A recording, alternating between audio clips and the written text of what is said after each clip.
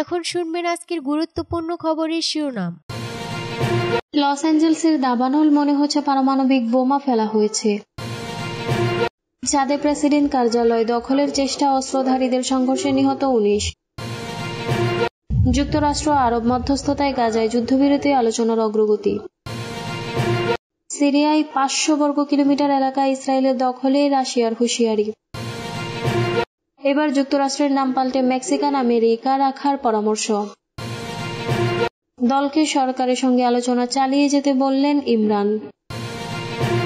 রাখাইনে জান্তা বাহিনীর বিমান হামলায় অন্তত 40 জন নিহত। লস অ্যাঞ্জেলসে দাবানল মনে হচ্ছে পারমাণবিক বোমা ফেলা হয়েছে।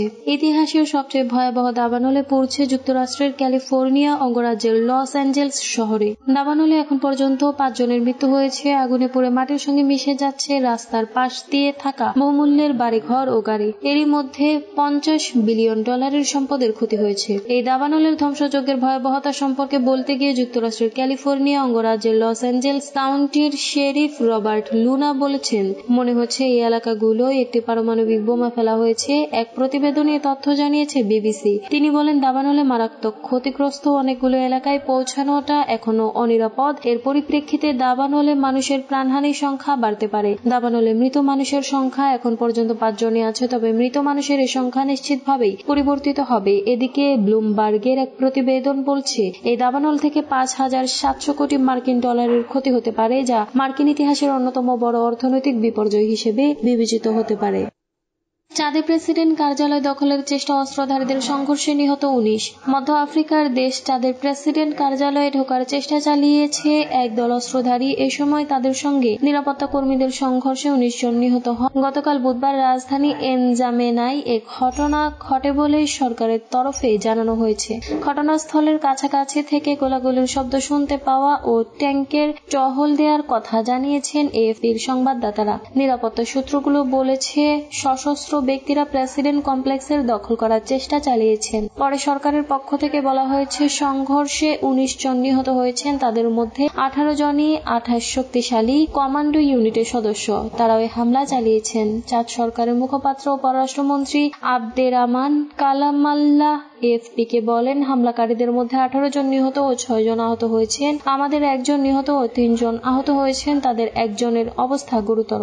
একাধিক নিরাপত্তা সূত্রের ভাষ্য, গতকাল স্থানীয় সময় সন্ধ্যা 7:45 দিকে একটি সশস্ত্র কমান্ডো ইউনিট প্রেসিডেন্ট কমপ্লেক্সের ভেতর গুলি চালায়। এরপর নিরাপত্তা কর্মীদের সঙ্গে তাদের সংঘর্ষ বাধে।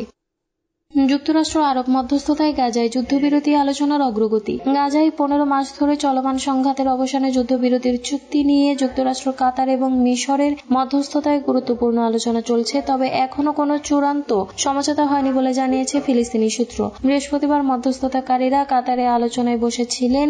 এই সময়ে ইসরায়েলি সামরিক বাহিনী গাজায় বিমান হামলা চালায়, যাতে অন্তত 17 জন নিহত হন। গত 24 ঘন্টায় ইসরায়েলি হামলায় মোট নিহতের সংখ্যা 70-এ পৌঁছেছে বলে জানিয়েছে গাজার স্বাস্থ্য মন্ত্রণালয়। ফিলিস্তিনি এক কর্মকর্তা জানিয়েছেন, চুক্তি এখনো হয়নি, তবে আলোচনায় অগ্রগতি হয়েছে। প্রতিটি শব্দ এবং বিস্তারিত নিয়ে ব্যাপক আলোচনা চলছে। আলোচনার প্রধান বাধা হিসেবে উঠে এসেছে 2টি প্রধান বিষয়। হামাস চায় যুদ্ধ বন্ধ করে ইসরায়েলি বাহিনী পুরোপুরি গাজা ছাড়ুক। অন্যদিকে ইসরায়েল বলেছে, যুদ্ধ শেষ হবে না যতক্ষণ না হামাসকে সম্পূর্ণভাবে ধ্বংস করা হয় এবং সব বন্দীকে মুক্তি দেওয়া হয়। সিরিয়ায় 500 বর্গ কিলোমিটার এলাকায় ইসরায়েলের দখলে, রাশিয়ার হুঁশিয়ারি। সিরিয়ার ভূখণ্ডের বেআইনি দখল নিয়ে এবার ইসরায়েলের বিরুদ্ধে আঙুল তুলল রাশিয়া। ইসরায়েলি বাহিনীর সিরিয়ার মোট 500 বর্গ কিলোমিটার এলাকা দখল করে নিয়েছে বলে অভিযোগ করেছেন জাতিসংঘে নিযুক্ত রুশ রাষ্ট্রদূত ভ্যাসিলি নেবেনজিয়া। গতকাল বুধবার জাতিসংঘ নিরাপত্তা পরিষদে তিনি হুঁশিয়ারির উচ্চারণ করে বলেছেন, ইসরায়েলের কর্মকাণ্ড নিরাপত্তা পরিষদ ও সাধারণ পরিষদের অসংখ্য প্রস্তাব সহ আন্তর্জাতিক আইনি সিদ্ধান্তের গুরুত্বপূর্ণ লঙ্ঘন। পশ্চিম জেরুজালেমের অভিযান সিরিয়ার আঞ্চলিক অখণ্ডতার জন্য হুমকি হয়ে দাঁড়িয়েছে। সিরিয়ায় ইসরায়েলের এসব বেআইনি কর্মকাণ্ড দেশটির ভবিষ্যতের জন্য হুমকি হয়ে দাঁড়িয়েছে বলেও উল্লেখ করেন ভ্যাসিলি নেবেনজিয়ার। 2024 সালের শেষের দিকে সিরিয়ার শাসক বাশার আল আসাদের সরকারের পতনের পর সিরিয়ার বিভিন্ন লক্ষ্যবস্তুতে ব্যাপক বোমা হামলা শুরু করে ইসরায়েল। রুশ রাষ্ট্রদূত ভ্যাসিলি বলেন, ইসরায়েলের বিমান হামলা ও গোলাবর্ষণের পাশাপাশি অনেক অঞ্চলে সহিংসতার ঢেউ বেসামরিক নাগরিকদের মধ্যে দুর্ভোগ ও হতাহতের ঘটনা ঘটায়। বেসামরিক অবকাঠামো স্থাপনাগুলোর কার্যক্রমও ব্যাহত করছে। এবার যুক্তরাষ্ট্রের নাম পাল্টে মেক্সিকান আমেরিকা রাখার পরামর্শ। যুক্তরাষ্ট্র সহ উত্তর আমেরিকার নাম পরিবর্তন করে মেক্সিকান আমেরিকা রাখার পরামর্শ দিয়েছেন মেক্সিকোর প্রেসিডেন্ট ক্লদিয়া শেনবাউ। সম্প্রতি নবনির্বাচিত মার্কিন প্রেসিডেন্ট ডোনাল্ড ট্রাম্পের মেক্সিকো উপসাগরের নাম পাল্টে গালফ অব আমেরিকা বা আমেরিকার উপসাগর রাখার প্রস্তাব প্রতিক্রিয়ার এই পরামর্শ দেন ক্লদিয়া। বুধবার নিয়মিত এক সংবাদ সম্মেলনে 1607 সালের মানচিত্রের দিকে ইঙ্গিত করে মেক্সিকোর প্রেসিডেন্ট মজার ছলে বলেন, মেক্সিকান আমেরিকা এটা চমৎকার শোনাচ্ছে, তাই না? শেনবাউমের আগে সংবাদ সম্মেলনে রাজনীতিবিদ ও মেক্সিকোর সাবেক সাংস্কৃতিক সচিব হোসে আলফোনসো সুয়ারেজ ডেল রিয়ালো একই মন্তব্য করেন। হোসে আলফোনসো ব্যাখ্যা করে বলেন, আমস্টারডামে অবস্থিত ডাচ ইস্ট ইন্ডিয়া কোম্পানির জন্য কমিশন করা ইউরোপীয় মানচিত্রে 1607 সালে অঞ্চলটির নাম ছিল আমেরিকা মেক্সিকানা। এই নামটি স্প্যানিশ শাসনের বিরুদ্ধে স্বাধীনতা আন্দোলনের সময় তৈরি করা মেক্সিকোর আপাত জিঙ্গান সংবিধানে উল্লেখ করা হয়েছে। সেই প্রসঙ্গ টেনেই শেনবাউম বলেন, 1607 সাল থেকে আপাত জিঙ্গানের সংবিধানে আমেরিকা মেক্সিকানা ছিল, তাই আসুন এটিকে আমেরিকা মেক্সিকানা বলি। দলকে সরকারের সঙ্গে আলোচনা চালিয়ে যেতে বলেন ইমরান।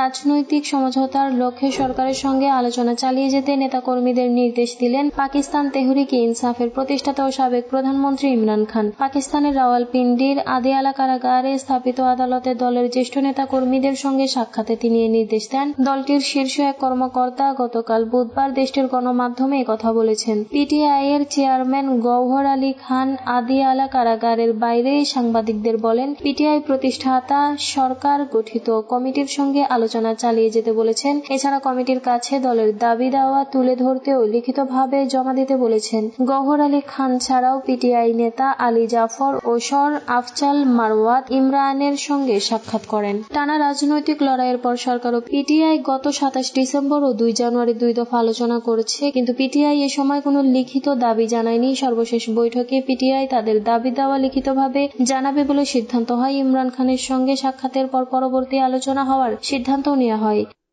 রাখাইনে জান্তা বাহিনীর বিমান হামলায় অন্তত 40 জন নিহত। মিয়ানমারের পশ্চিম রাখাইন প্রদেশে জান্তা বাহিনীর বিমান হামলায় অন্তত 40 জন নিহত হয়েছেন বৃহস্পতিবার। একজন উদ্ধারকর্মী ও জাতিগত সংখ্যালঘু সশস্ত্র গোষ্ঠী বার্তা সংস্থা এএফপিকে তথ্য জানিয়েছে। রাখাইনের সশস্ত্র বিদ্রোহী গোষ্ঠী আরাকান আর্মি রাজ্যটির নিয়ন্ত্রণের লক্ষ্যে দীর্ঘদিন ধরে জান্তা বাহিনীর বিরুদ্ধে লড়াই চালিয়ে আসছে। গত বছর এই রাজ্যের বিস্তীর্ণ অঞ্চলের দখল নেয় আরাকান আর্মি। ইতিমধ্যে রাখাইনের রাজধানী সিতের সঙ্গে রাজ্যের অন্যান্য অঞ্চলকে বিচ্ছিন্ন করে ফেলেছে এই বিদ্রোহী গোষ্ঠী। আরাকান আর্মির মুখপাত্র খাইং থুকহা এএফপিকে বলেছেন, বুধবার দুপুর 1:20 দিকে রাখাইনের রামরি দ্বীপের কিয়াউক নিমাউ শহরের সেনাবাহিনী বিমান থেকে বোমা হামলা